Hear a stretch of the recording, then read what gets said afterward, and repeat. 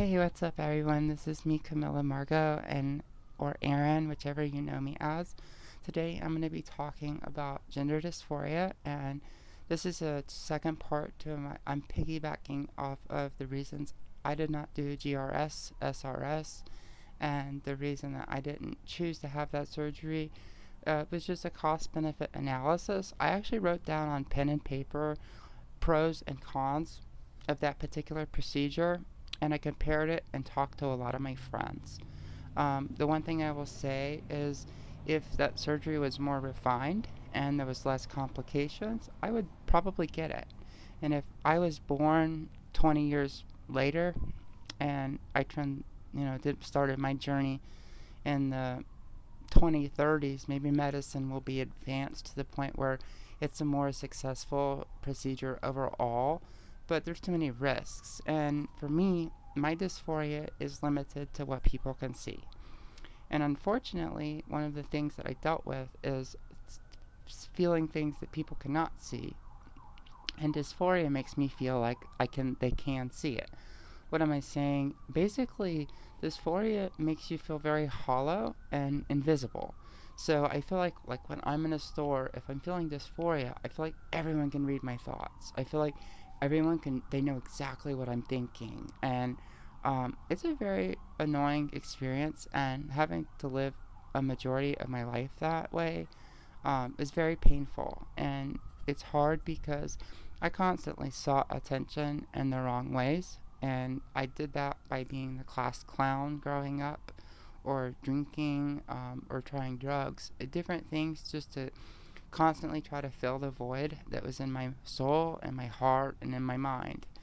And I'm glad that I started going to transgender support groups, in order to see other people dealing with some of the same feelings. So, dysphoria makes you feel ugly. It makes you feel horrible about yourself, just straight up horrible. It's terrible, and it's very debilitating. You feel very ripped off. It can make you feel jaded. It can leave you feeling that way.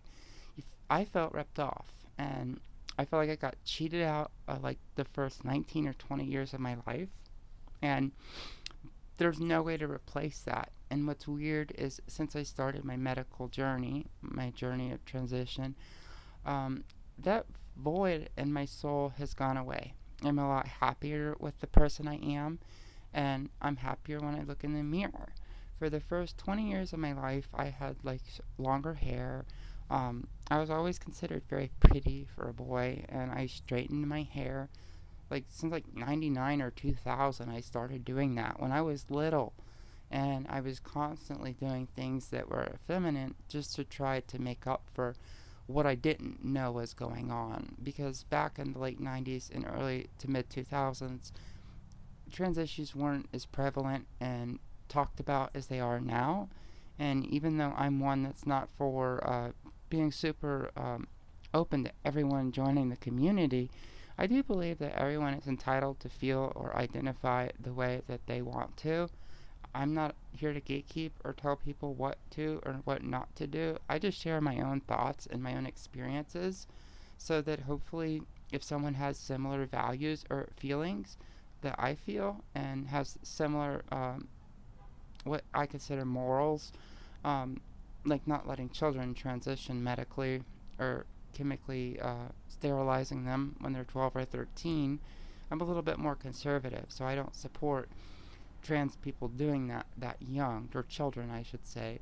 If I could go back in time in 2003 when I was 13, or 2002 when I was 12, and be given the opportunity to go on my journey, I probably would say yes, but I wasn't informed enough. And even if I was 13 nowadays, I don't think that I would jump on the bandwagon to transition just because I see other children in school doing it. That's all hypothetical. But what I can say is that hollow void that I felt when I started going to support groups for trans people, I started seeing other people with some of the same issues that I dealt with, that hollow feeling, that see through feeling, that ripped off feeling. I feel like the first 20 years of my life, I was literally just a guy that couldn't act right. I didn't know how to live as a man. I didn't know what to do. And I constantly was left questioning everything. So for me, going to support groups and seeing other people share their experience was very liberating because something that I could never put my finger on was finally explained to me. And that was wonderful because it's allowed me to move forward and progress in my life, and grow as a human being. And regardless of what you see me as, um, I'm happy with who I see me as now. And that's one of the benefits because dysphoria will cripple you, dysphoria will lie to you, dysphoria will make you just lose your mind. It really made me lose mine, at least. It was very painful, and um, looking back at it now, 10 plus years into this medical journey, I could say that, I'm sorry, my nose is running, into this journey is that the first 20 years of my life, I was in autopilot. I wasn't really living. I was literally, I felt like a shell of myself. I didn't feel like, I always felt off. I constantly sought validation, and I didn't know how to interact with people properly. I felt like, very similar to like being autistic. I am autistic, and it's very similar. The lack of eye contact, the lack of communication, the lack of understanding and tact in my sentences and the way that I approach or talk to people. It was just off. The whole time it was just off. Now I feel like that I'm getting to experience it the best that I can. I know that I will never get to be born 33 years ago and do this all over. I had to start somewhere though. So I started, I think, at like 20. I started going to group in my teens. I started socially my transition at 21 and medically at 22, and now I'm 33. So I've been doing this going on 11 years, and my experience with it is that I feel like I'll never make up for that lost 21 years of my life. But the years that I did spend in group from ages like 16 to 20, 16 to 21, I learned a lot about myself through other people. And back then it was a lot more conservative in approach. We didn't have children's groups or anything like that. It was all um, a lot more conservative just because it was less public, it was a less, I'm sorry, I'm getting caught on my words. It was less known and less publicly talked about, so it was a less public experience. Now I'm in a situation where it's more socially acceptable, and at this point in my journey, I'm able to go on YouTube and share my experience with others. I'm not gatekeeping, and if I come off as gatekeeping, I'm sorry. I'm sharing my experience, and because I did this some time ago, I may have some antiquated mindsets, and I'll acknowledge that I still look at gender dysphoria as gender identity disorder because I literally felt like I had an identity disorder. And back when DSM-4 governed trans medicine as opposed to DSM-5, which is the dysphoria, it was a little bit more cut and dry, and everything was black and white. It was either male or female. That's why I get hung up on the non-binary thing, is because it really wasn't talked about 13 or 14 years ago. When I really started getting active in the support groups, I only saw trans men or trans women or people that were pre-transition that were learning, like myself. And gender dysphoria is very crippling, and it's very addictive. And when you very first start, I would say your first year or 2 years of doing your medical journey, you're going to try to make up for lost time. At least I did. I bought like everything pink, like everything had to be pink because it was blue when I was growing up, and it's like everything had to be pink. I wore dresses, exclusively dresses. Now I did live in around Miami, so I grew up where it was warm, where I could wear dresses almost every day of the year, and I did, and it was almost compulsive because I literally felt like I have 20 plus years of not wearing dresses to make up for. I'm going to only buy dresses, and I exclusively wore dresses except maybe 15 days out of the year when it was warm cooler in Miami because it doesn't get cold there. So I literally wore dresses year round. And I ran out. I got a bunch of facial fillers. Like I did everything I could to overcompensate for lost time. And as time goes on, that overcompensation feeling goes away. And you take your time as you get adjusted. But dealing with that dysphoria, when you're crippled from it for so long, I do try to give people the benefit of the doubt and understand that there are other people with different mentalities, different values, different age group that have gender dysphoria, rather. Not identity disorder, it's gender dysphoria. It's been gender dysphoria, I think, since like 2014 or 15. Anyhow, I grew up with that. I felt empty, and now I feel like I am not empty. I feel very happy with myself overall. I know what I want. I know what I'm looking for in friends.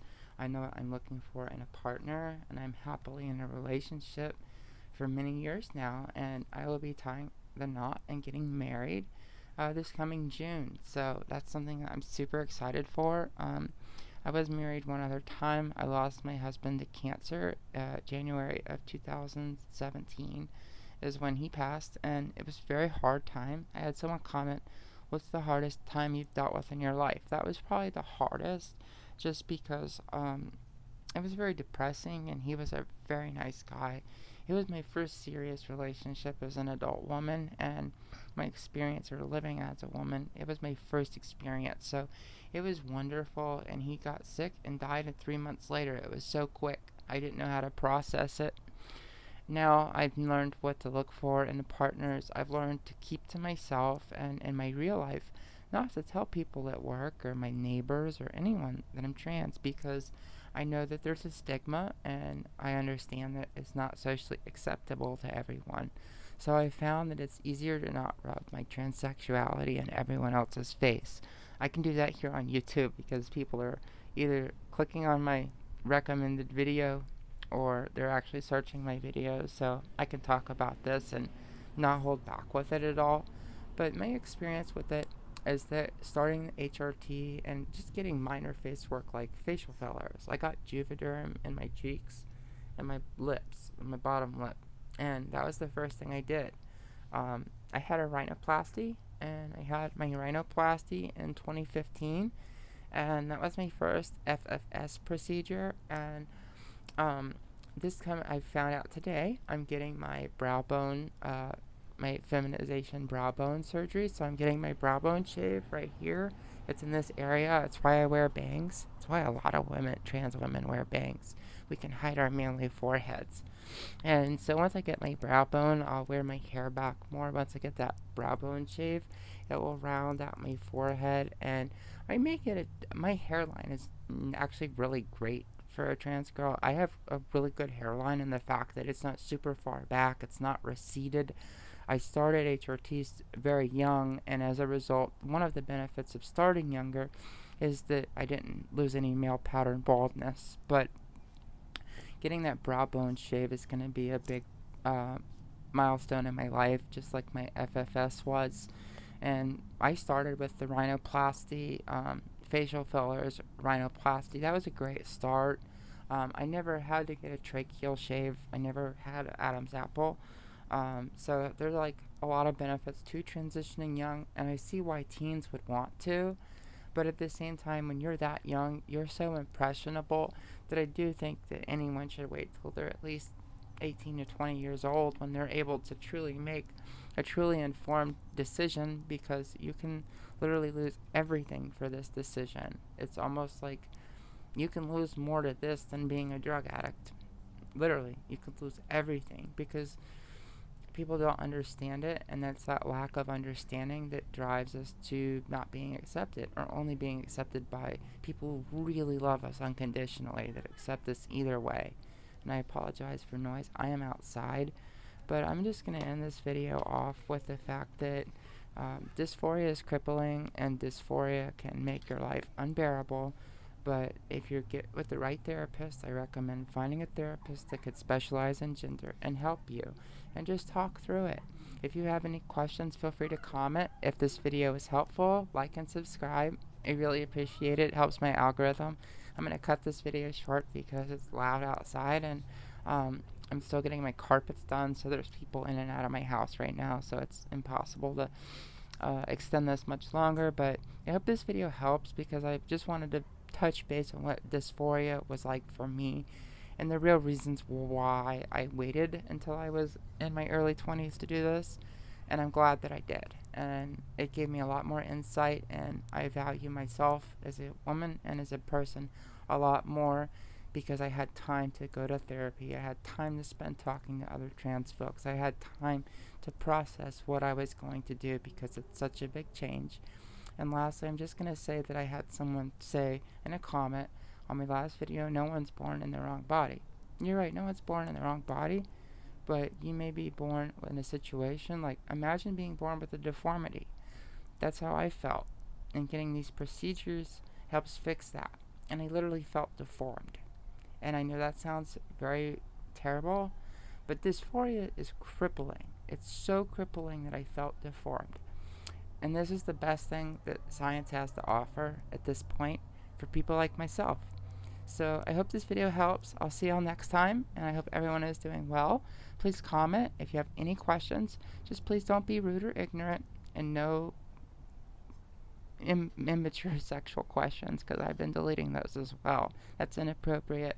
I'm here to share my experience, and I'm happy to make friends, but I'm not looking for weirdos, so please don't be weird. Bye, everyone.